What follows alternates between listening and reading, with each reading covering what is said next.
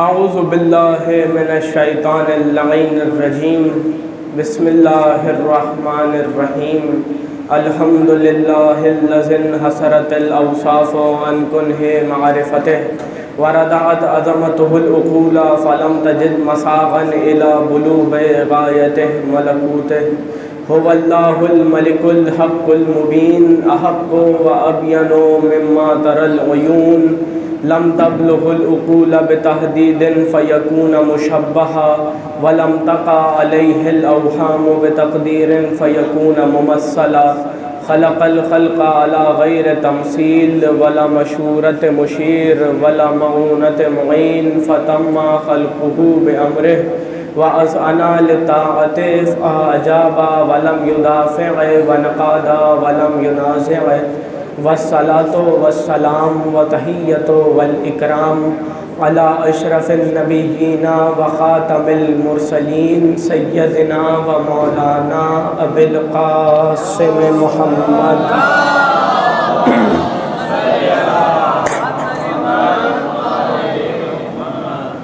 وآلہ الطیبین الطاہرین المعصومین المظلومین اما بعد فقد قال اللہ سبحانہ وتعالی فی محکم کتابہ المبین وہو اصدق الصادقین وقولہ الحق بسم اللہ الرحمن الرحیم هل اتی علی الانسان حین من الدہر لم یکن شیئا مذکورا انا خلقنا الانسان من نطفۃ امشاج نبتلیہ فجعلناه سمیعا بصیرا انا ہدیناہ السبیل اما شاکرا و اما کفورا صلوات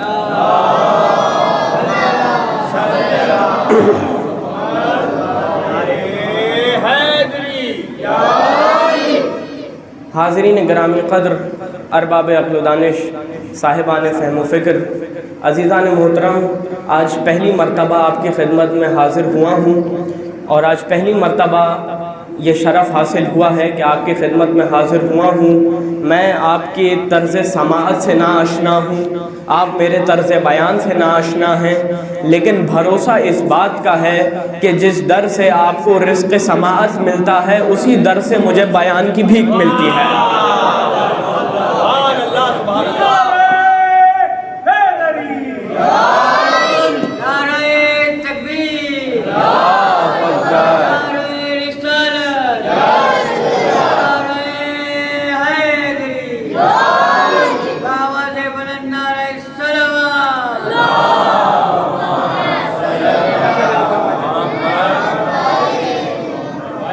زیادہ طویل گفتگو نہیں ہے، مختصر گفتگو ہے۔ میرا گلا میرا ساتھ نہیں دے رہا، لیکن امید ہے کہ آپ مومنین ساتھ دیں گے، اور اس گلے سے پریشان نہ ہوئیے گا، کیونکہ مرحوم آیت اللہ علامہ طالب جوہری کا جملہ ہے کہ وہ گلے منحوس ہیں جن سے ذکر علی و اولاد علی نہ نکلے۔ آپ کی حسن سماعت پہ اعتبار کر کے گفتگو کا آغاز کر رہا ہوں۔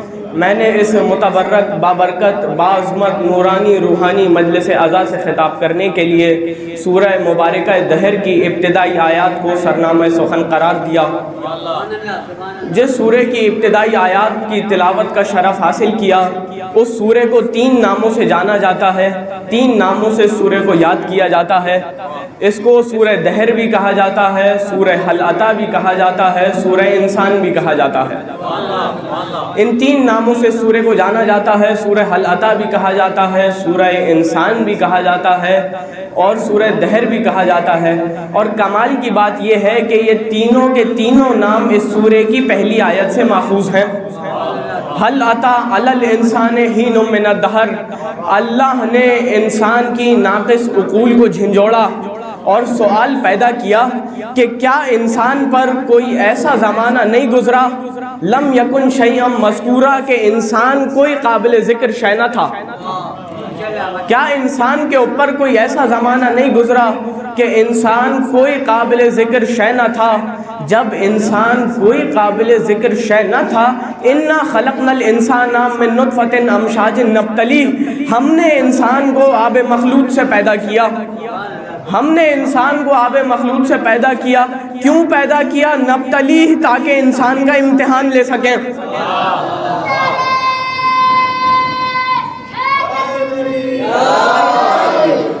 کیوں پیدا کیا انسان کو؟ تاکہ انسان کا امتحان لے سکیں۔ فَجَعَلْنَاهُ سَمِيعًا بَصِيرًا، ہم نے انسان کو سمیع بنایا، ہم نے انسان کو بصیر بنایا، ہم نے انسان کو قوت سماعت سے بھی نوازا، قوت بصارت سے بھی نوازا۔ جب انسان کو قوت سماعت عطا کر دی، قوت بصارت عطا کر دی، اِنَّا هَدَيْنَاهُ السَّبِيلَ، ہم نے انسان کی ہدایت اپنے رستے کی طرف خود کی، ہم نے انسان کو اپنا رستہ خود دکھلایا۔ اما شاکرا و اما کفورا، اب یہ انسان کے اپنے ہاتھ میں ہے کہ ہماری ہدایت کو قبول کر کے شاکر بن جائے یا اسے رد کر کے کافر بن جائے۔ یہ انسان کے اپنے ہاتھ میں ہے کہ وہ ہماری ہدایت کو قبول کر کے شاکر بن جائے یا اسے رد کر کے کافر بن جائے۔ توجہ طلب بات یہ ہے کہ ان آیات میں پروردگار عالم نے 4 لفظ انسان کے لیے استعمال کیے۔ اللہ نے 4 اوصاف انسان کے بیان کیے، 4 لفظ انسان کے لیے استعمال کیے۔ انسان سمیع ہے، انسان بصیر ہے، انسان شاکر ہے، انسان کافر ہے۔ یہ 4 وصف اللہ نے انسان کے بیان کیے کہ انسان سمیع، انسان بصیر، انسان شاکر، انسان کافر۔ اور اب قرآن میں پروردگار عالم نے آواز دی والعصر ان الانسان لفی خسر الا الذین آمنوا وعملوا الصالحات وتواصوا بالحق وتواصوا بالصبر۔ قسم ہے زمانے کی، قسم ہے زمانے کی۔ قسم کا معنی ہوتا ہے کسی امر پہ کسی کو گواہ بنانا۔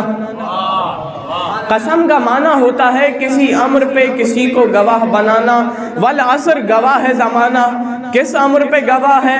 ان الانسان لفی خسر، تمام کے تمام انسان خسارے میں، تمام کے تمام انسان خسارے میں ہیں۔ جس مخلوق پر لفظ انسان کا اطلاق ہوتا ہے سب کے سب خسارے میں ہیں۔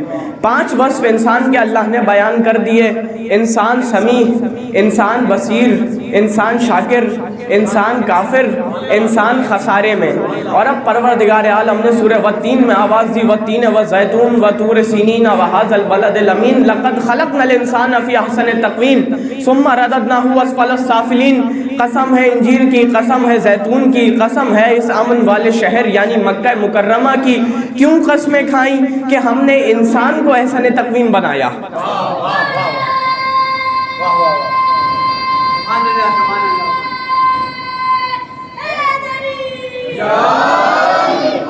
کہ ہم نے انسان کو احسن تقویم بنایا۔ ثم رددناہ اسفل السافلین، پھر ہم انسان کو اس کی عمر کے پسترین حصے میں پلٹا دیں گے۔ 2 لفظ انسان کے لیے اور مل گئے، انسان احسن تقویم، انسان اسفل سافلین۔ انسان احسن تقویم، انسان اسفل سافلین۔ اور اب پروردگار عالم نے قرآن میں آواز دی انا عرضنا الامانۃ علی السماوات والارض والجبال فابین ان یحملنها واشفقن منها فحملها الانسان انه کان ظلوما جہولا۔ ہم نے اپنی امانت کا بوجھ زمین، آسمان اور پہاڑوں کے سامنے پیش کیا کہ وہ ہماری امانت کا بوجھ اٹھائیں۔ ہم نے اپنی امانت کا بوجھ زمین، آسمان اور پہاڑ کے سامنے پیش کیا کہ وہ ہماری امانت کا بوجھ اٹھائیں۔ تینوں نے یک زبان ہو کے انکار کر دیا کہ پروردگار ہم تیری امانت کا بوجھ نہیں اٹھا سکتے، تیری امانت کا بوجھ بہت زیادہ ہے، تیری امانت کا بوجھ نہیں اٹھا سکتے۔ 3 سے امانت پروردگار کا بوجھ اٹھایا نہ گیا۔ ہم تیری امانت کا بوجھ نہیں اٹھا سکتے۔ فحملها الانسان، انسان آگے بڑھا، انسان نے اس امانت کا بوجھ اٹھا لیا۔ انه کان ظلوما جہولا، انسان ظالم بھی تھا، انسان جاہل بھی تھا۔ انسان سمیع، انسان بصیر، انسان شاکر، انسان کافر، انسان خسارے میں، انسان احسن تقویم، انسان اسفل سافلین، انسان ظالم، انسان جاہل۔ اور اب پروردگار عالم نے سورہ علق میں آواز دی اقرأ بسم ربک الذی خلق خلق الانسان من علق اقرأ وربک الاکرم الذی علم بالقلم وعلم الانسان ما لم یعلم کلا ان الانسان لیطغی ان رآہ استغنی۔ یہ انسان عجیب مخلوق ہے، اس انسان کو ہم نے جمے ہوئے خون سے بنایا، یہ ہم سے ہی منہ پھیر لیتا ہے۔ اس انسان کو ہم نے جمے ہوئے خون سے بنایا اور یہ ہم سے ہی سرکشی کرتا ہے۔ کب سرکشی کرتا ہے؟ ان رآہ استغنا، جب انسان اپنے آپ کو مستغنی پاتا ہے، جب اپنے آپ کو بے نیاز پاتا ہے تب انسان سرکشی کا شکار ہو جاتا ہے۔ عجیب بات ہے، قرآن کا فیصلہ ہے کہ انسان سرکش ہو جاتا ہے کب؟ جب انسان غنی بن جائے۔ انسان سرکش ہو جاتا ہے کب؟ جب انسان غنی بن جائے تو انسان سمیع ہے، انسان بصیر، انسان شاکر، انسان کافر، انسان خسارے میں۔ توجہات مبذول رہیں، آپ کی نتیجہ آپ کی خدمت میں ہدیہ کروں گا۔ انسان سمیع، انسان بصیر، انسان شاکر، انسان کافر، انسان خسارے میں، انسان احسن تقویم، انسان اسفل سافلین، انسان ظالم، انسان جاہل، انسان سرکش۔ اور اب اللہ نے آواز دی خلق الانسان ضعیفا، انسان ضعیف بھی ہے، انسان ضعیف بھی ہے۔ پھر آگے بڑھ کے آواز دی کان الانسان عجولا، انسان جلد باز بھی ہے، انسان ہر کام میں جلدی کرتا ہے، جلد بازی کرتا ہے۔ جملہ آپ کی بیدار سماعتوں کی نظر کر رہا ہوں۔ انسان سمیع، انسان بصیر، انسان شاکر، انسان کافر، انسان خسارے میں، انسان احسن تقویم، انسان اسفل سافلین، انسان ظالم، انسان جاہل، انسان جلد باز، انسان سرکش، انسان ضعیف۔ تو اب انسان ظالم بھی ہے، انسان جاہل بھی ہے، انسان کافر بھی ہے، انسان خسارے میں بھی ہے۔ تو اب انسان کو زیب نہیں دیتا کہ وہ کہے محمد جیسا رسول ہم جیسا۔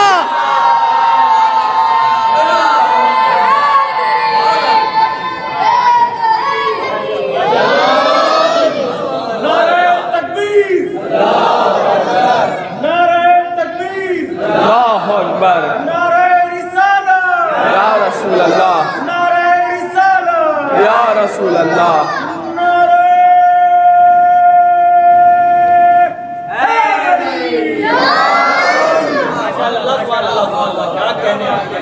بس زیادہ زحمت سماعت نہیں ہے، بڑی تیزی سے منزل تمہید سے گزر جاؤں گا کیونکہ کسی مرحلے فکر تک جانا ہے۔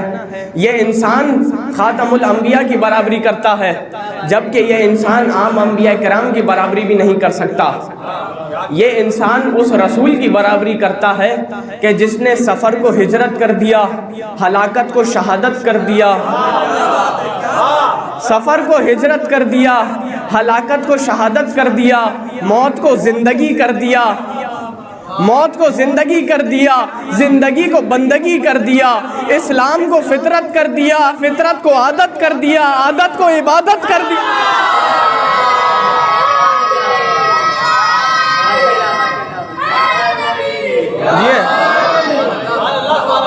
اسلام کو فطرت کر دیا، فطرت کو عادت کر دیا، عادت کو عبادت کر دیا، ایک چرواہے کو صاحب تاج کر دیا، نماز کو معراج کر دیا، صاحب زر کو غنی کر دیا، بے زر کو ابو ذر مدنی کر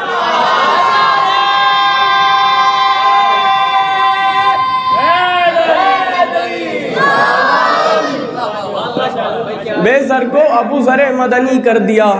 یہ انسان عام انبیاء کرام کی برابری بھی نہیں کر سکتا، خاتم الانبیاء تو بہت دور، انسان عام انبیاء کی برابری بھی نہیں کر سکتا، اس لیے کہ انبیاء کا باصرہ اور ہے، ہمارا باصرہ اور، انبیاء کا سامعہ اور ہے، ہمارا سامعہ اور، انبیاء کا ناطقہ اور ہے، ہمارا ناطقہ اور، انبیاء کا شامہ اور ہے، ہمارا شامہ اور، انبیاء کا لامسہ اور ہے، ہمارا لامسہ اور۔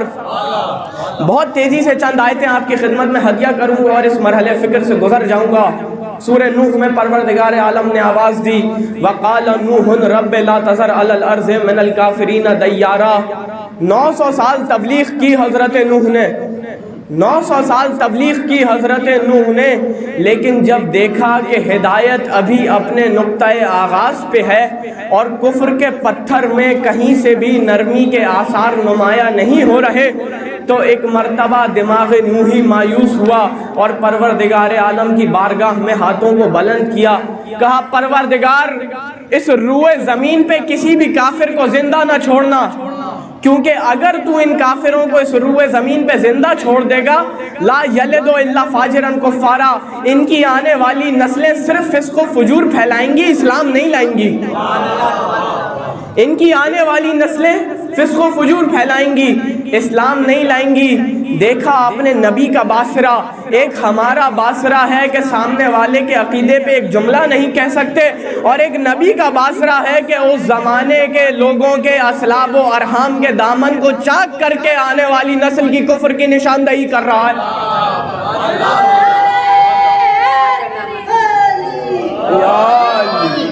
تو پتہ چلا کہ انبیاء کا باصرہ اور ہے، ہمارا باصرہ اور۔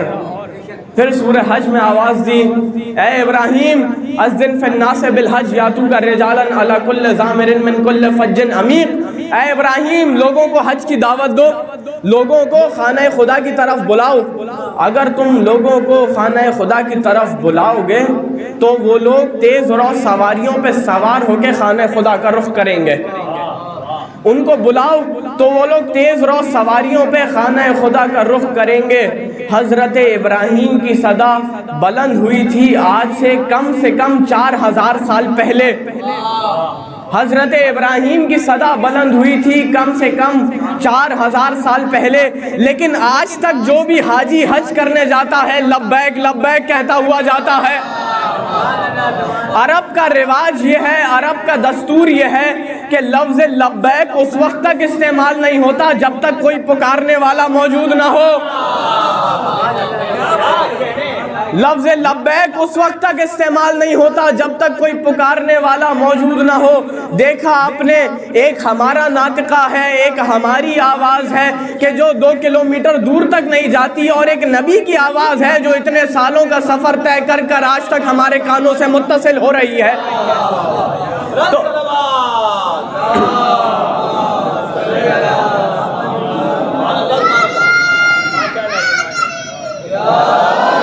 تو پتہ چلا کہ انبیاء کا ناطقہ اور ہے، ہمارا ناطقہ اور۔ پھر سورہ یوسف میں آواز دی، لما فصلت العیر قال ابوہم انی لا اجد ریح یوسف، قافلہ ابھی مصر سے چلا بھی نہیں تھا کہ کنعان کا بوڑھا نبی پکار اٹھا مجھے یوسف کی خوشبو آ رہی ہے۔ قافلہ ابھی مصر سے چلا بھی نہیں تھا کہ ایک بوڑھا نبی پکار اٹھا مجھے یوسف کی خوشبو آ رہی ہے۔ وہاں برادران یوسف بھی موجود تھے، ان کو خوشبو نہیں آئی۔ وہاں برادران یوسف بھی موجود تھے لیکن ان کو خوشبو نہیں آئی، خوشبو آئی تو فقط نبی خدا کو آئی۔ پتہ چلا کہ انبیاء کا شامہ اور ہے، ہمارا شامہ اور۔ واقعات آپ سب کے ذہنوں میں محفوظ ہیں، جب وادی نمل سے حضرت سلیمان اور ان کے لشکر کا گزر ہوا، ایک چونٹی نے پکار کے کہا، یا ایھا النمل ادخلوا مساکنکم، اے چونٹیوں اپنے گھروں میں داخل ہو جاؤ، کہیں ایسا نہ ہو کہ سلیمان کا لشکر تمہیں کچل دے، کہیں ایسا نہ ہو کہ سلیمان کا لشکر تمہیں کچل دے۔ فتبسم ضاحکا من قولہا، اس کے قول کو سنا اور مسکرائے۔ تو ظاہر ہے مسکرائے تبھی ہوں گے جب قول کو سنا ہوگا۔ مجھے بتلائیے کیا آپ کو چونٹی کی آواز آتی ہے؟ نہیں آتی۔ یہ نبی خدا کا امتیاز ہے جو چونٹی کی آواز بھی سن لیتا۔ پتہ چلا کہ انبیاء کا سامعہ اور ہے، ہمارا سامعہ اور ہے۔ اور اب سورہ صافات میں پروردگار عالم نے آواز دی، فلولا انہ کان من المسبحین للبث فی بطنہ الی یوم یبعثون، اگر یونس ہمارے تسبیح گزار بندوں میں سے نہ ہوتے، اگر یونس ہمارے تسبیح گزار بندوں میں سے نہ ہوتے تو ہم قیامت تک انہیں شکم ماہی میں زندہ رکھتے۔ جملہ آپ کی بیدار سماعتوں کی نظر کر رہا ہوں، اگر یونس ہمارے تسبیح گزار بندوں میں نہ ہوتے تو ہم قیامت تک اسے شکم ماہی میں زندہ رکھتے۔ تو وہ اللہ جو شکم ماہی میں یونس کو قیامت تک کے لیے زندہ رکھ سکتا ہے، اتنی بڑی کائنات میں آپ کے 12ویں امام کو زندہ نہیں رکھ سکتا۔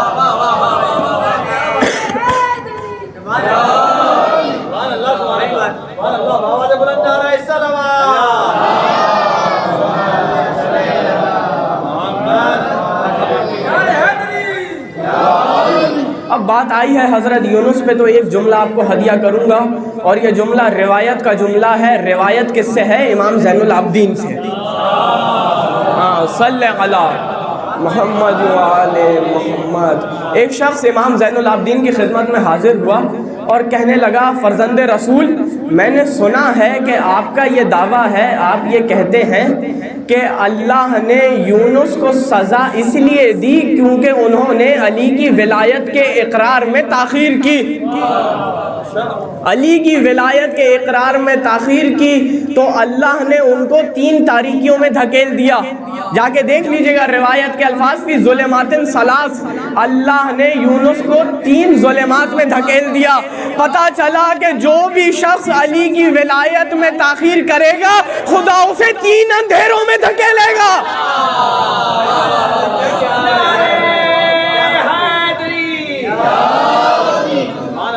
گزر گیا منزل تمہید سے، گزر گیا تمہید کی منزل سے۔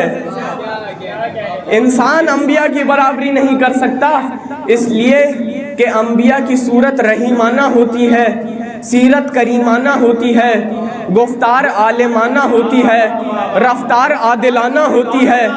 نبی کی نسب پر بہتان نہیں ہوتا، نبی کی آنکھوں کو طغیان نہیں ہوتا، نبی کے کردار میں عصیان نہیں ہوتا، نبی کے ذہن کو نسیان نہیں ہوتا،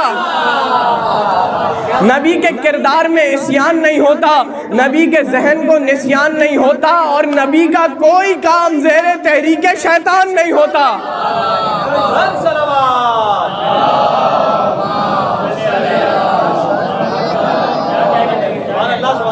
یہ تو تھی دیگر انبیاء کرام کی بات۔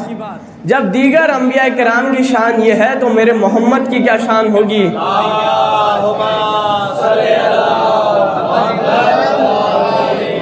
اب تک تو میں آپ کے سامنے پیش کر رہا تھا کہ انسان میں اور نبی میں کتنا فرق ہے، اب سنیں انبیاء میں اور میرے محمد میں کتنا فرق ہے۔ اتنا فرق ہے انبیاء میں اور محمد میں کہ اللہ نے قرآن میں جب باقی انبیاء کو مخاطب کیا تب نام لے لے کر مخاطب کیا۔ یا آدم اسکن انت و زوجک الجنہ، اے آدم تم اور تمہاری زوجہ جنت میں قیام کرو، اے آدم تم اور تمہاری زوجہ جنت میں قیام کرو۔ مخاطب کیسے کیا؟ یا آدم۔ مخاطب کیسے کیا؟ یا آدم۔ یا نوح اہبط بسلام آمنین، اے نوح سلامتی کے ساتھ کشتی سے اتر آؤ۔ مخاطب کیسے کیا؟ یا نوح۔ یا ابراہیم قد صدقت الرؤیا، اے ابراہیم تم نے خواب کو سچ کر دکھلایا۔ مخاطب کیسے کیا؟ یا ابراہیم، بہت توجہ رکھیے گا، نتیجہ آپ کی خدمت میں پیش کروں گا۔ یا یحییٰ خذ الکتاب بقوۃ، یا یحییٰ اس کتاب کو مضبوطی سے تھام لو۔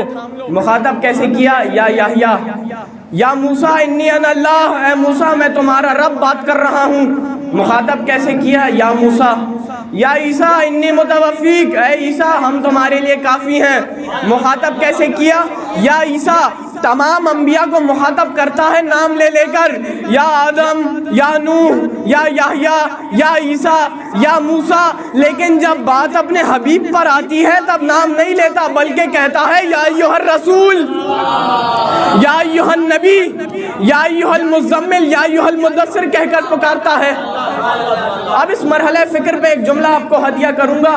کیا کہا اللہ نے؟ یا ایھا المزمل، یا ایھا المدثر، اے چادر کے اوڑھنے والے، اے کمبل کے اوڑھنے والے، مجھے بتلائیے یہ جو لباس آپ نے زیب تن کیا ہوا ہے، اس لباس کا آپ کے بدن سے کتنا تعلق ہے؟ اس لباس کا آپ کے بدن سے کتنا تعلق ہے؟ یقیناً بہت عارضی سا تعلق ہے، ابھی گھر جائیں گے لباس تبدیل ہو جائے گا، پوشاک تبدیل ہو جائے گی، بہت عارضی سا تعلق ہے۔ تو اب یہ جملہ کہنے کی اجازت ہے کہ ایک کمبل یا ایک چادر کچھ لمحے کے لیے محمد کو اپنی آغوش میں لے لے تو خدا کے نزدیک اتنی محبوب بن جائے کہ اس کا تذکرہ اپنی کتاب میں کر دے، تو وہ ابو طالب جو 12 برس آغوش میں لے کے بیٹھا رہا،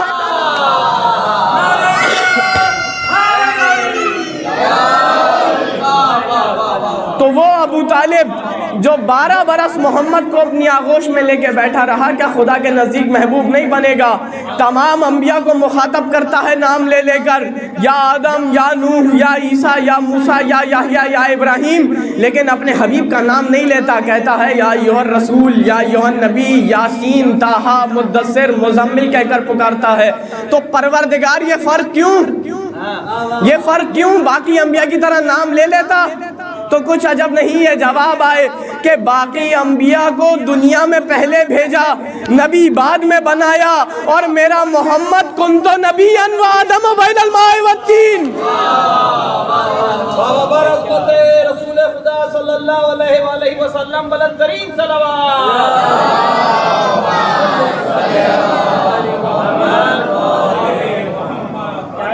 میں اس وقت بھی نبی تھا جب آدم پانی اور مٹی کے درمیان تھا۔ اللہ کے رسول کا فرمان ہے کہ میں اس وقت بھی نبی تھا کہ جب آدم پانی اور مٹی کے درمیان تھا، تو اللہ نے باقی انبیاء کو دنیا میں پہلے بھیجا، نبی بعد میں بنایا۔ خود قرآن میں اللہ نے کہا وَاجْتَبَيْنَاهُمْ وَهَدَيْنَاهُمْ إِلَىٰ صِرَاطٍ مُسْتَقِيمٍ، ہم نے تمام انبیاء کو پہلے چنا، اس کے بعد ہدایت کی صراط مستقیم کی طرف۔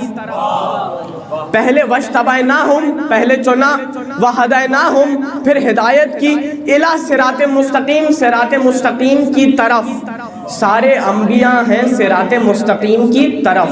دیکھیں دو لفظ ہیں عربی زبان میں، ایک ہے الہ، ایک ہے علا۔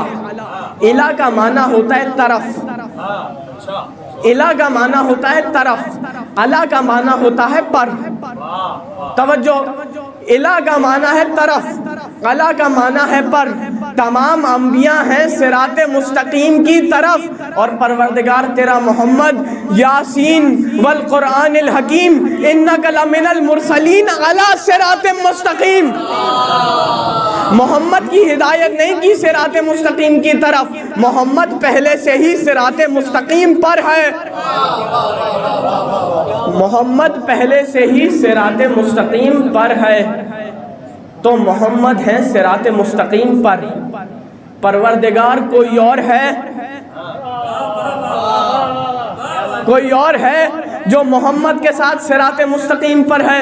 سورہ نحل 16واں سورہ قرآن مجید کا پروردگار عالم نے آواز دی، ضرب اللہ مثلا رجلین احدہما ابکم لا یقدر علی شیء وہو کل علی مولا اینما یوجہہ لا یاتی بخیر هل یستوی هو ومن یامر بالعدل وہو علی صراط مستقیم۔ اللہ دو لوگوں کی مثال دے رہا ہے، دو مردوں کی مثال دے رہا ہے، احدہما ابکم، ان میں سے ایک گونگا ہے، بول نہیں سکتا، ابکم ہے، لا یقدر علی شیء، کسی چیز پہ قدرت نہیں رکھتا، وہو کل علی مولا، اپنے مولا پر بوجھ بنا ہوا ہے، اپنے حاکم پر بوجھ بنا ہوا ہے۔ اب جا کے کتابوں کی طرف مراجعہ کریں، تراجم کی طرف مراجعہ کریں کہ علماء نے یہاں مولا کا ترجمہ کیا کیا۔ توجہ، علماء نے مولا کا ترجمہ کیا کیا؟ بالاتفاق سب نے لکھا کہ مولا کا معنی ہے حاکم۔ بھائی ہم بھی تو یہی کہتے ہیں 1400 سال سے کہ مولا کا معنی حاکم ہوتا ہے، دوست نہیں ہوتا۔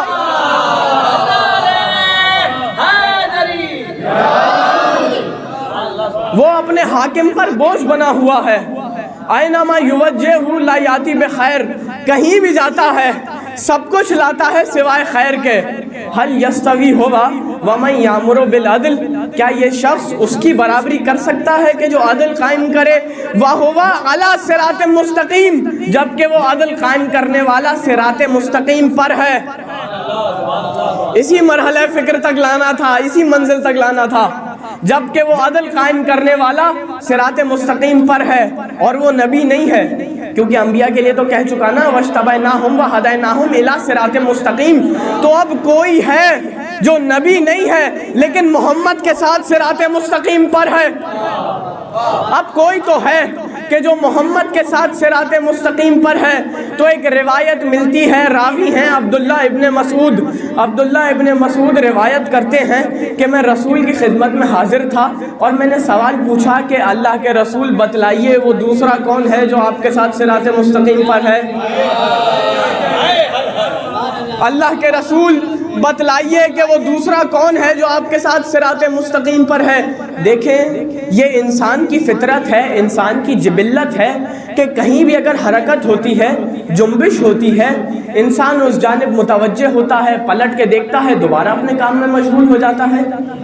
جملے کی قدر کیجئے گا، جملے کو محسوس کیجئے گا، اور اگر آپ اس جملے کا لطف نہیں اٹھائیں گے تو کون اس جملے کا لطف اٹھائے گا؟ جیسے ہی یہ سوال پوچھا کہ اللہ کے رسول وہ دوسرا کون ہے جو صراط مستقیم پر ہے، جیسے ہی یہ سوال پوچھا علی کے گھر کا دروازہ کھلا، علی کے گھر کا دروازہ کھلا، جیسے ہی امیر کائنات کے گھر کا دروازہ کھلا، متوجہ ہوئے، دوبارہ اپنے کام میں مشغول ہو گئے، دوبارہ سوال پوچھا اللہ کے رسول بتلائیے کہ وہ دوسرا کون ہے جو صراط مستقیم پر ہے؟ کہا ابن مسعود دیکھ بھی رہے ہو، پوچھ بھی رہے ہو۔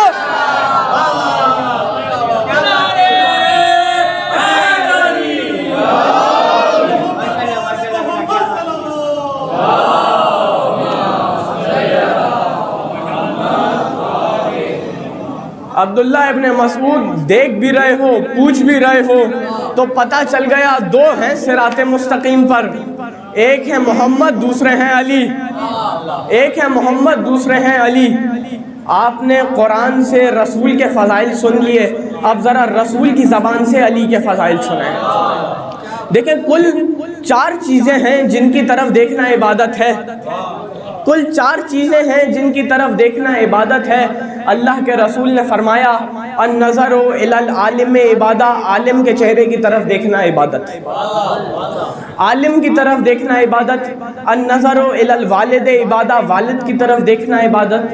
النظر الی الکعبۃ عبادہ، کعبے کی طرف دیکھنا عبادت۔ النظر الی المصحف عبادہ، قرآن کی طرف دیکھنا عبادت۔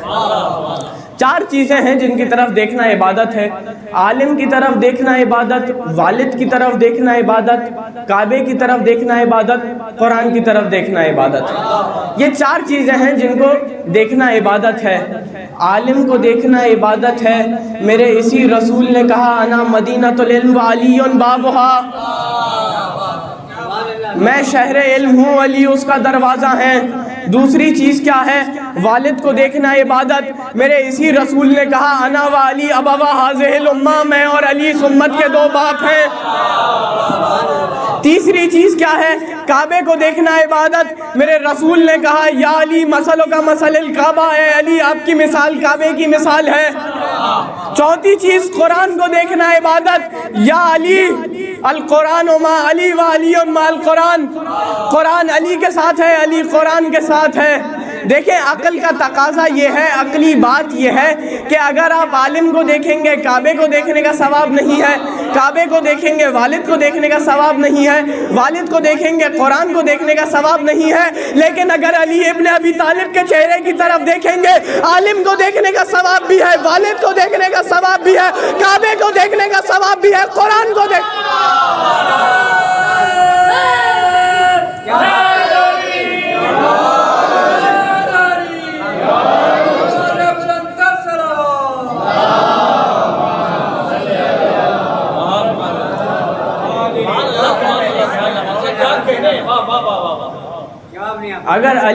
اگر علی کے چہرے کی طرف دیکھیں گے 4 عبادتیں یکجا ہو جائیں گی۔ تو ہم تو اس زمانے میں نہیں تھے، ہم نے تو مولا کی زیارت نہیں کی، تو ہم اس عبادت سے محروم کہاں نہیں۔ ذکر و علی عبادہ، علی کا ذکر بھی عبادت ہے، اور کبھی اگر حالات ایسے ہو جائیں کہ علی کے ذکر پہ پابندی لگ جائے تب ہم اس عبادت سے محروم کہاں نہیں۔ حب و علی عبادہ،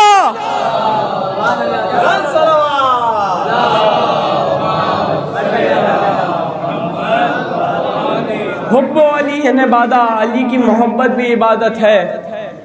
بس جب اتنے فضائل اللہ کے رسول نے علی کے بیان کیے تو ایک اعتراض ہوا اللہ کے رسول پر، کہ نستجیر باللہ، نعوذ باللہ، اللہ کے رسول علی کی محبت میں گمراہ ہو گئے، علی کی محبت میں اندھے ہو گئے، علی کے علاوہ رسول کو کوئی دکھتا ہی نہیں ہے، علی کے علاوہ اللہ کے رسول کو کوئی دکھتا ہی نہیں ہے۔ علی کے فضائل بیان کرتے ہیں، نستجیر باللہ، یہ جملہ کہا گیا کہ اللہ کے رسول علی کی محبت میں گمراہ ہو گئے ہیں۔ اعتراض ہوا ذات رسول پر، جواب آیا وہاں سے وَالنَّجْمِ إِذَا هَوَىٰ مَا ضَلَّ صَاحِبُكُمْ وَمَا غَوَىٰ۔ توجہ رکھیے گا، قسم ہے ٹوٹتے ہوئے ستارے کی،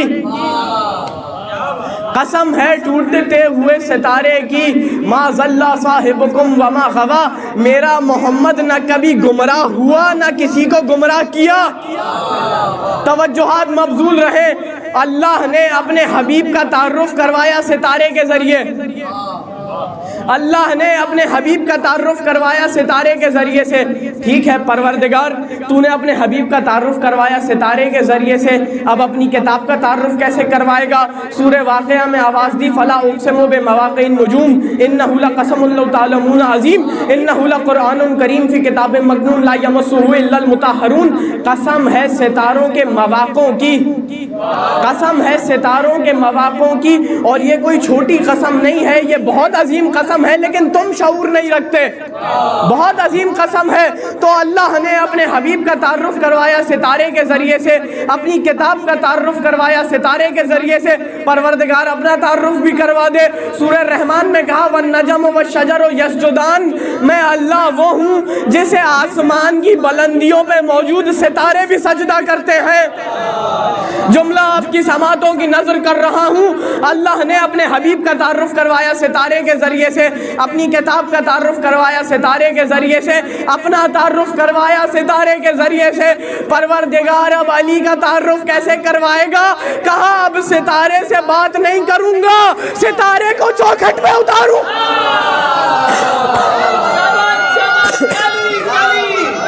علی علی علی، چمن چمن گلی گلی، نگر نگر گلی گلی، نعرے حیدری،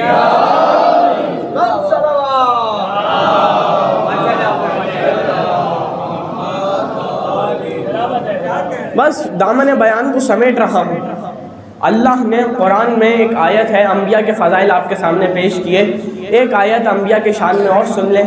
پروردگار عالم نے آواز دی، پہلے تمام انبیاء کا نام لیا، تمام اولو العزم ائمہ کا، انبیاء کا نام لیا، اور اس کے بعد پروردگار عالم نے کہا وَكَانُوا لَنَا عَابِدِينَ، یہ تمام کے تمام انبیاء ہمارے عابد ہیں۔ وَكَانُوا لَنَا عَابِدِينَ، یہ تمام کے تمام انبیاء ہمارے عابد ہیں۔ دیکھیں دو لفظ ہیں، ایک لفظ ہے عابد، ایک لفظ ہے ساجد۔ ایک لفظ ہے عابد، ایک لفظ ہے ساجد۔ عابد کا معنی ہے عبادت کرنے والا، ساجد کا معنی ہے سجدہ کرنے والا۔ یہ تو وہ معنی ہیں جو لغات میں موجود ہیں، لیکن خدا کی قسم لغات کا محتاج قرآن نہیں ہے۔ قرآن آپ کی اور میری لغات و ڈکشنری کا، قاموس کا محتاج نہیں ہے۔ قرآن لفظ بھی استعمال کرتا ہے، اس لفظ کے معنی بھی خود بتلاتا ہے۔ اب چلیں ذرا قرآن کی جانب کہ قرآن میں ساجدین کا مطلب کیا ہے، قرآن میں عابدین کا مطلب کیا ہے۔ پروردگار عالم نے آواز دی فَإِذَا سَوَّيْتُهُ وَنَفَخْتُ فِيهِ مِنْ رُوحِي فَوَقَعُوا لَهُ سَاجِدِينَ، جب ہم نے آدم کے اندر روح کو پھونکا، جب آدم کے اندر روح کو پھونکا تب تمام فرشتے ساجدین ہو گئے۔ اس کا مطلب قرآن کی نگاہ میں فرشتے ہیں ساجدین۔ آیت ہدیہ کر چکا وَكَانُوا لَنَا عَابِدِينَ، انبیاء ہیں عابدین۔ توجہات مبذول رہے، قرآن کی نگاہ میں فرشتے ہیں ساجدین، انبیاء ہیں عابدین۔ اور اب کیا فضائل بیان کروں اس امام کے کہ اگر فرشتوں کی صفوں سے گزر جائے تو سید الساجدین، اگر انبیاء کی صف سے گزر جائے تو زین العابدین۔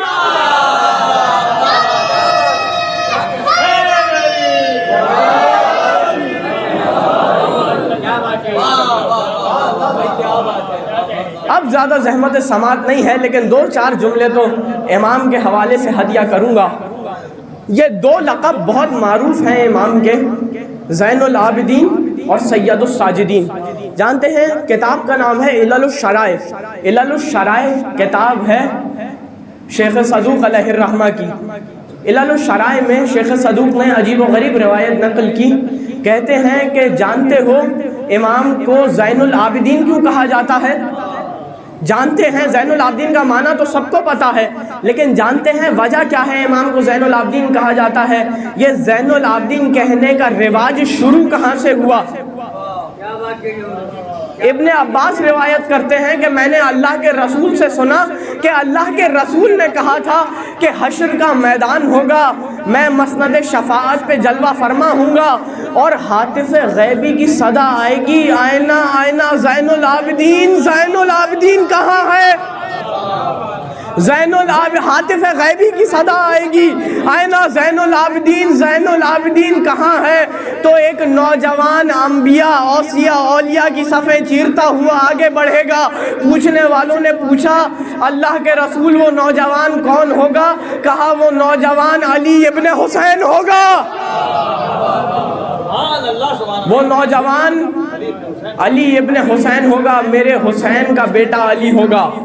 یہ دو لقب بہت مشہور ہیں، زین العابدین، سید الساجدین۔ ایک اور لقب ہے میرے مولا کا جو اتنا معروف نہیں ہے، اور وہ لقب ہے نوح آل محمد۔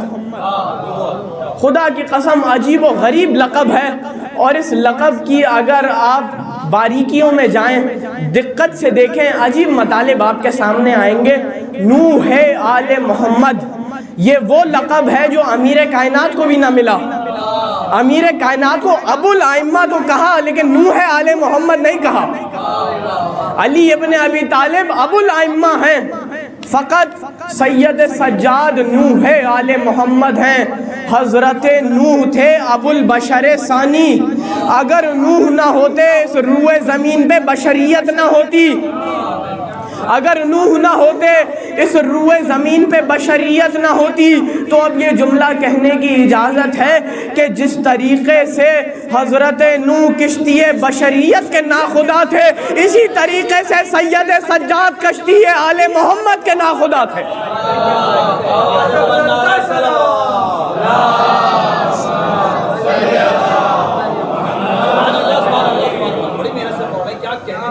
اسی طریقے سے سید سجاد ناخدا تھے کشتی آل محمد کے۔ جو ہستیاں خود سفینہ نجات ہیں، ان کے سفینے کے ناخدا کا نام ہے سید سجاد۔ تین لقب آپ کے سامنے میں نے رکھ دیے۔ چوتھا لقب جو بہت معروف ہے وہ ہے سجاد۔ سجاد کثرت سے سجدے کرنے والا، سجاد ہے مبالغے کا صیغہ، فعال کے وزن پہ۔ ذرا یہ فعال کا وزن آپ کے سامنے واضح کر دوں، مبالغے کا صیغہ ہے جو شخص بہت زیادہ جری ہو اسے جرار کہتے ہیں۔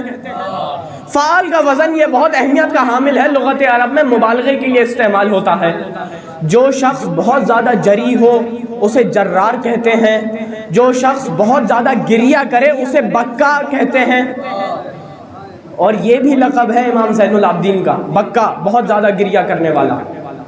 جو شخص بہت زیادہ جری ہو اسے جرار کہتے ہیں، جو شخص بہت زیادہ گریہ کرے اسے بکا کہتے ہیں، جو شخص بار بار پلٹ کے وار کرے اسے کرار کہتے ہیں، اور جو ہر بار میدان سے فرار کرے اسے فرار کہتے ہیں۔ تو یہ ہے لغت عرب میں فعال کا وزن جو کثرت پہ دلالت کرتا ہے، اور جو شخص بہت زیادہ سجدے کرے اسے سجاد کہتے ہیں۔ اگر آسان زبان میں آپ کے سامنے فرق واضح کروں تو ساجد میں اور سجاد میں فرق یہ ہے کہ ساجد اسے کہتے ہیں کہ جو پاک زمین کو تلاش کرتا ہوا جائے اور سجدہ کرے، سجاد اسے کہتے ہیں کہ جس کے سجدے کی زمین منتظر رہے کہ اب مولا سجدہ کرے۔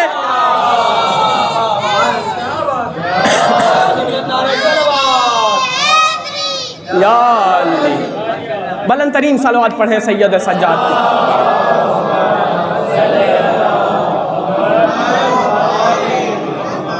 اب زیادہ زحمت سماعت نہیں ہے، اب زیادہ زحمت سماعت نہیں ہے۔ جانتے ہیں مولا کو سجاد کا لقب کیوں دیا گیا؟ مولا کو سجاد کا لقب کیوں دیا گیا؟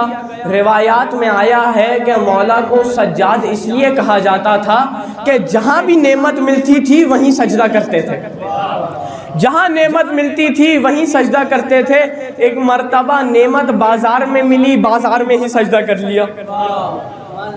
نعمت بازار میں ملی، بازار میں ہی سجدہ کر لیا۔ کسی صحابی نے کہا فرزند رسول، بازار کوئی مناسب جگہ تو نہیں ہے سجدہ کرنے کے لیے، جبکہ آپ کا بیت الشرف بھی موجود ہے، مسجد نبوی بھی موجود ہے، مسجد نبوی میں سجدہ کر لیتے، اپنے بیت الشرف میں جا کے سجدہ کر لیتے، یہ بازار میں سجدہ کرنے کی کیا ضرورت تھی؟ عجیب جملہ کہا، اور اس جملے میں بہت بڑا سبق ہے آپ کے لیے اور میرے لیے۔ کہنے لگے امام کس کو بھروسہ کے گھر تک پہنچ بھی جاتے، کس کو بھروسہ کہ گھر پہنچ جاتے، لہٰذا جہاں نعمت ملے وہیں شکریہ ادا کرو۔ کیا پتا گھر پہنچ بھی پاتے یا نہیں، حق تو یہ ہے کہ جدھر نعمت ملے ادھر سجدہ کرو۔ بہار الانوار کی روایت ہے کہ مولا نے اتنی کثرت سے سجدے کیے، جو عام انسان سجدہ کرتا ہے تو اس کی پیشانی پہ نشان آ جاتا ہے، لیکن مولا اتنے طولانی سجدے کیا کرتے تھے کہ مولا کی صرف پیشانی پہ نہیں، سجدے کے ساتوں اعضاء پہ نشان بنے ہوئے تھے۔ صرف پیشانی پہ نہیں، ساتوں اعضاء پہ نشان بنے ہوئے تھے۔ ختم کر دی میں نے گفتگو۔ مولا کا ایک لقب ہے سید الصابرین، صبر کرنے والوں کا امام۔ منزل مصائب تک نہیں آیا، جانتا ہوں گفتگو تھوڑی طویل ہو گئی، لیکن کیا کروں کہ اس امام کا ذکر بہت کم ہوتا ہے، لہٰذا دو جملے آپ کو ہدیہ کروں گا، فضائل کے جملے ہیں۔ جب دربار میں آمد ہوئی ہے نا، دربار شام میں، زنجیروں میں جکڑے ہوئے ہیں امام، لیکن نظریں جھکی ہوئی ہیں، اس جلال میں ہیں امام۔ دیکھیں عجیب و غریب منظر ہے، سید سجاد دربار میں ہیں۔ جب دربار میں آئے تو ایک مرتبہ مجمع میں سرگوشی شروع ہوئی کہ یہ نوجوان ہے کون، یہ نوجوان ہے کون۔ جیسے ہی مجمع میں یہ سرگوشی شروع ہوئی، ایک مرتبہ پکار کے کہنے لگے، حاکم کیا تو مجھے اجازت دیتا ہے کہ میں ان لکڑیوں کے تختوں پہ بیٹھوں اور اپنا تعارف کرواؤں؟ منزل مصائب تک نہیں آیا، یہ دو جملے آپ کو فضائل کے ہدیہ کروں گا، دامن بیان کو سمیٹ دوں گا۔ کیا تو مجھے اجازت دیتا ہے کہ میں ان لکڑیوں کے تختے پہ بیٹھوں اور اپنا تعارف کرواؤں کہ میں ہوں کون؟ یہ کس کو کہا لکڑیوں کا تختہ؟ ممبر کو۔ اس کا نام ہے ممبر، اس کا نام ہے، اس جگہ کا نام ہے ممبر۔ لیکن سید سجاد نے کیا کہا کہ میں ان لکڑیوں کے تختوں پہ بیٹھوں اور اپنا تعارف کرواؤں۔ دیکھیں کائنات میں دو ہی ہیں جنہوں نے ممبر کو لکڑی کا تختہ کہا۔ جب علی کا دور خلافت شروع ہوا، اس جگہ جا کے بیٹھے جہاں نبی بیٹھا کرتے تھے۔ ایک مرتبہ مجمع میں سرگوشی شروع ہوئی، ہے علی نے کیا غضب کر دیا، اس جگہ جا کے بیٹھے جہاں نبی بیٹھا کرتے تھے۔ ایک مرتبہ جسارت کی کسی نے، مجمع سے کھڑا ہوا، کہنے لگا علی یہ کیا گستاخی ہے، اس جگہ جا کے بیٹھ گئے کہ جہاں رسول بیٹھا کرتے تھے۔ ممبر پہ ہاتھ مار کے کہنے لگے، ما ہاذہ الآباد، ارے ان لکڑیوں کے تختوں کی کیا حیثیت، میں تو وہ ہوں جس نے مہر نبوت پہ قدم رکھا۔ نعرے حیدری، میں تو وہ ہوں جس نے مہر نبوت پہ قدم رکھا ہے۔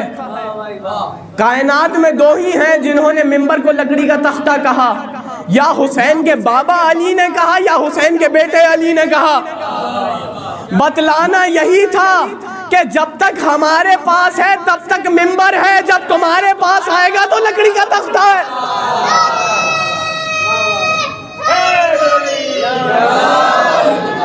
جب تک ہمارے پاس رہے گا تب تک یہ ممبر ہے، جب تمہارے پاس آئے گا تب سوائے لکڑی کے تختے کی اس کی کوئی حیثیت نہیں ہے۔ ختم ہو گئی گفتگو، ممبر پہ آئے، اور جب ممبر پہ آ کے خطبہ دینا شروع کیا، اس سے پہلے یزید یہ شعر پڑھ چکا تھا۔ عجیب و غریب مرحلہ فکر پہ آپ کو لے آیا ہوں، اور یہ آخری جملہ ہے تقریر کا۔ اس تقریر پہ گفتگو ختم ہو جائے گی، اس جملے پہ تقریر ختم ہو جائے گی۔ جب آئے ممبر پہ خطبہ دینا شروع کیا، اس سے پہلے یزید یہ شعر پڑھ چکا تھا، لعبت ہاشم بالملک فلا خبر جاء ولا وحی نزل۔ ارباب مقاتل نے بالاتفاق اس شعر کو رقم کیا، تمام ارباب مقاتل نے لکھا، نستجیر باللہ نعوذ باللہ۔ یہ شعر یزید پڑھ چکا تھا کہ ہاشم نے، بنی ہاشم کے خاندان نے نستجیر باللہ خلافت کے لیے ایک ڈھونگ رچایا، خلافت کی لالچ میں ایک تماشا کھڑا کیا، فلا خبر جاء ولا وحی نزل، نہ کوئی خدا ہے، نہ کوئی نبی ہے، نہ کوئی وحی آئی۔ توحید کا بھی انکار کر دیا، رسالت کا بھی انکار کر دیا، وحی کا بھی انکار کر دیا۔ سید سجاد ممبر پہ بیٹھے خطبہ دینا شروع کیا، ایسا خطبہ دیا کہ یزید کہنے پہ مجبور ہو گیا کہ ارے اذان دو، جملہ سماعتوں کی نظر کر رہا ہوں، جب اذان دی ہوگی کہا ہوگا نا لا الہ الا اللہ، کہا ہوگا نا محمد رسول اللہ۔ ابھی کچھ دیر پہلے انکار کر رہا تھا، اسی کے دربار میں سید سجاد نے اقرار کروا لیا۔ یا یہ ہے سید سجاد، کچھ دیر پہلے انکار کر رہا تھا، اسی کے دربار میں اسی کے مؤذن سے اقرار کروا لیا کہ رسالت کوئی تماشا نہیں ہے بلکہ حقیقت ہے، تمہاری خلافت سوائے تماشے کے اور کچھ نہیں ہے۔ ختم ہو گئی گفتگو۔ یہ کون سجاد ہے؟ یہ کون سجاد ہے جس نے 35 برس یہ سوچ کے گریہ کیا کہ میرا بابا؟ ختم ہو گئی مجلس، ختم ہو گئی گفتگو۔ مدینے میں کسی نے میرے بیمار امام سے پوچھا کہ مولا ہمیں ڈر لگتا ہے، ہمیں ڈر لگتا ہے، آپ اتنا گریہ کرتے ہیں، اتنا گریہ کرتے ہیں، کہیں آپ کی ذات کو کوئی نقصان نہ پہنچے، کہیں آپ کی جان کو کوئی خطرہ نہ پہنچے۔ رو کے کہنے لگے پوچھنے والے، تو نے انصاف نہیں کیا، مجھے بتلا میں کیسے صبر کروں؟ جب بھی روتا ہوں کربلا کا منظر میرے سامنے آ جاتا ہے، مجھے بتا میں کیسے صبر کروں، مجھے بتا میں کیسے صبر کروں۔ بعض روایتوں میں یہاں تک آیا ہے کہ کسی نے کہا فرزند رسول صبر کیجئے، کتنا گریہ کریں گے؟ رو کے کہنے لگے پوچھنے والے، تو نے انصاف نہیں کیا، تو نے انصاف نہیں کیا۔ ایک نبی خدا کی آنکھوں سے ایک یوسف اوجھل ہوا تھا، اتنا گریہ کیا کہ وَبْيَضَّتْ عَيْنَاهُ، قرآن نے کہا کہ ان کی آنکھیں سفید ہو گئیں، اتنا گریہ کیا کہ آنکھیں سفید ہو گئیں۔ ارے میرے سامنے بنی ہاشم کے 18 یوسف ذبح ہوئے، میں کیسے صبر کا دامن تھاموں؟ میں کیسے صبر کروں؟ 2 سے 4 جملوں کی زحمت ہے۔ مدینہ ہے، شہر مدینہ ہے، اور ایک مرتبہ مدینے میں یہ صدا گونجی، اے مدینے والوں میری مدد کرو، انا الغریب، میں پردیسی ہوں۔ اس لفظ پردیسی نے آل محمد کو بہت رلایا ہے۔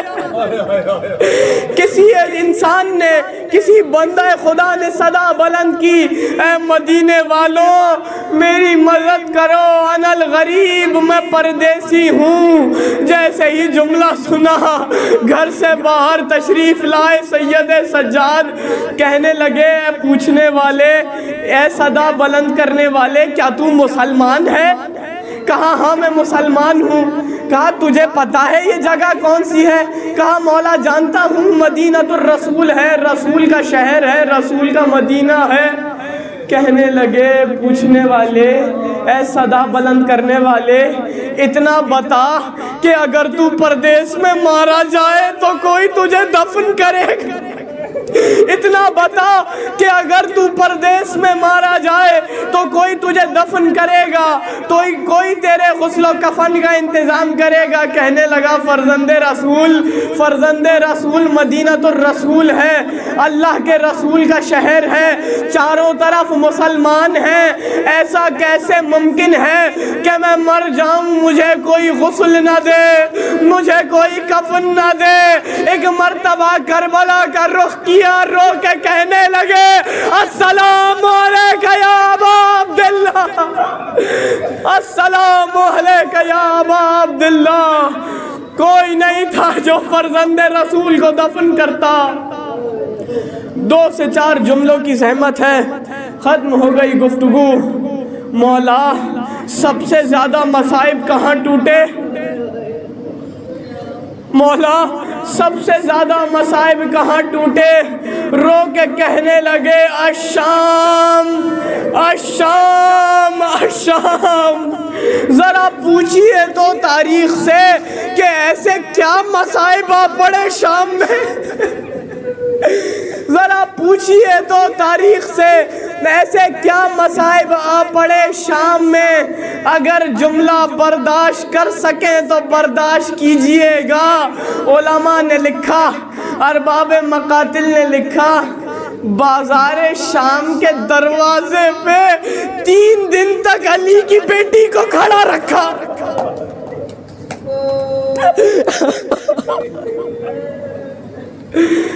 بازار شام کے دروازے پہ 3 دن تک علی کی بیٹی کو کھڑا رکھا۔ کوئی بڑھ کے تاریخ سے سوال کرے کہ یہ 3 دن تک دروازے پہ کھڑا کیوں رکھا؟ تاریخ سے جواب ملے گا، بازار کو سجایا جا رہا ہے۔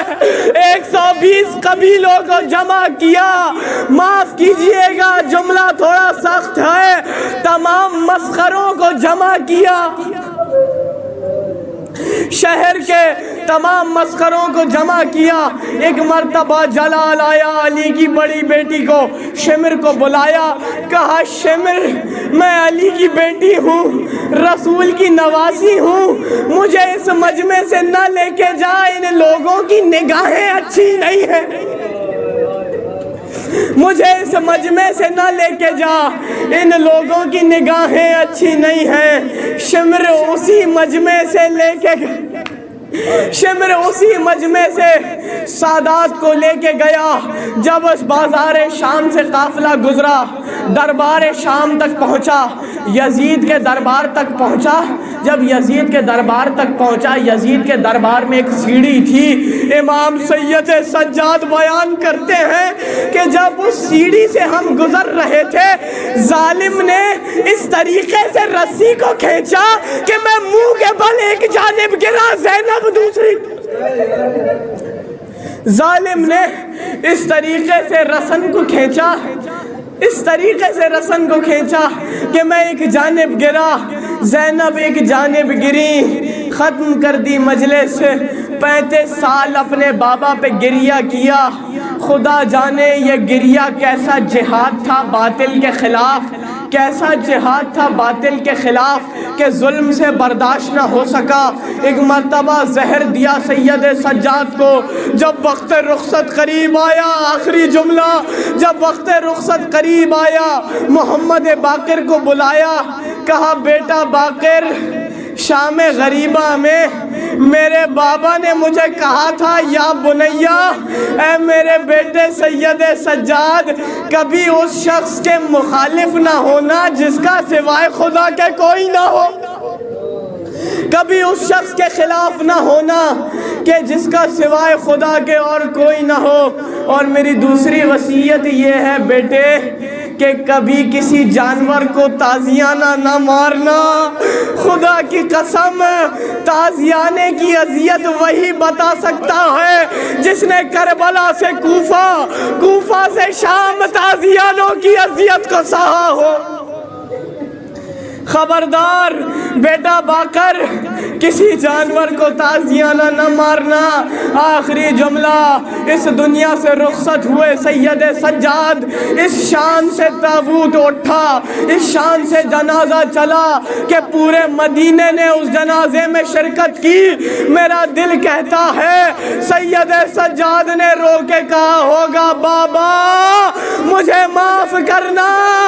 سید سجاد کے جنازے میں پورا مدینہ شریک ہے، لیکن ہائے حسین، کوئی نہیں تھا جو آپ کا لاشا اٹھاتا، آپ کا جنازہ اٹھاتا، آپ کو دفن کرتا۔ الا لعنت اللہ علی قوم الظالمین۔ ماتم حسین، ماتم سید سجاد۔